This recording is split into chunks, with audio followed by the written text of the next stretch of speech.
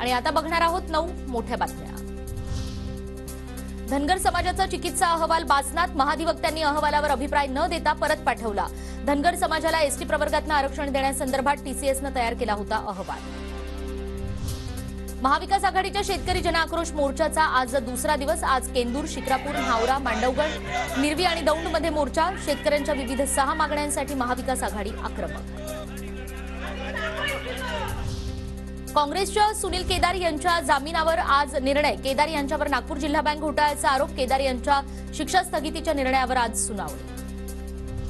विकास निधी वाटपाचे अधिकार पालकमंत्र्यांना देण्याच्या निर्णयाला काँग्रेस नेत्यांचं आव्हान। राज्य सरकार आणि महापालिका प्रशासनाच्या निर्णयाविरोधात उच्च न्यायालयात याचिका। आगामी लोकसभा निवडणुकीच्या पार्श्वभूमीवर बनवण्यात आलेली अंतिम मतदार यादी 5 ऐवजी 22 जानेवारीला प्रसिद्ध होणार। निवडणूक आयोगाकडून 12 राज्यांना मुदतवाढ।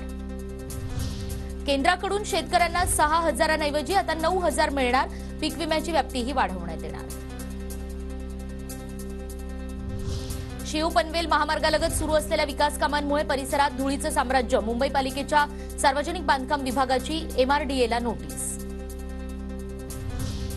कोरोनाच्या JN.1 व्हेरियंटच्या पार्श्वभूमीवर नाशिक महापालिकेकडून खबरदारी। 400 बेडसह ऑक्सिजन यंत्रणा सज्ज। महापालिकेच्या बिटको आणि झाकीर हुसेन रुग्णालयामध्ये तपासण्याही सुरू। शिष्यवृत्ती योजनेसाठी अर्ज करण्यास 4 जानेवारीपर्यंत मुदतवाढ। समाज कल्याण विभागाकडून मुदतवाढीचा निर्णय।